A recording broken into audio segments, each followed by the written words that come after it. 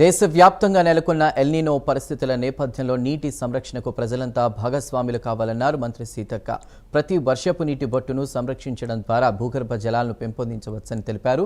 ఇక ప్రభుత్వం చేపట్టిన తెలంగాణ జలసిరి కార్యక్రమాన్ని ప్రజా భాగస్వామ్యంతో విజయవంతం చేయాలని కోరారు. మహిళా స్వయం సహాయక సంఘాలు గ్రామాల్లో అవగాహన కల్పిస్తూ జల సంరక్షణ కార్యక్రమాల్లో చురుకుగా పాల్గొనాలని మంత్రి సూచించారు.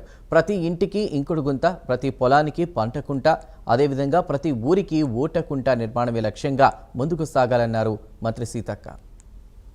అందరికీ తెలుసు, ఈసారి దేశవ్యాప్తంగా ఉన్నటువంటి ఎల్నినో ప్రభావంతో మరి దేశంలో వర్షాలు తక్కువ, ఆ యొక్క ప్రభావం తెలంగాణ మీద కూడా విపరీతంగా తీవ్రంగా ఉండబోతుందని మరి వాతావరణ నిపుణులు హెచ్చరికలు జారీ చేసిన నేపథ్యంలో తెలంగాణ రాష్ట్ర ప్రభుత్వం మన ముఖ్యమంత్రి రేవంత్ రెడ్డి గారి యొక్క ఆలోచన మేరకు మనము రాష్ట్ర వ్యాప్తంగా జలశ్రీ కార్యక్రమాన్ని తీసుకోవడం జరిగింది.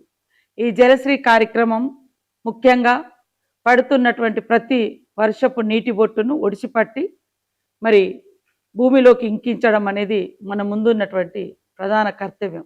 తద్వారా నీటి మట్టాన్ని పెంచడం, ఉన్నటువంటి భూగర్భ జలాలను కాపాడుకోవడం, కరువు ప్రభావంలో కూడా కరువు తీవ్రంగా ఉన్నప్పటికీ మరి నీటి ఎద్దడి రాకుండా ఉండేందుకు గాను మనం ఈ జలశ్రీ కార్యక్రమం చేపడుతున్నాం.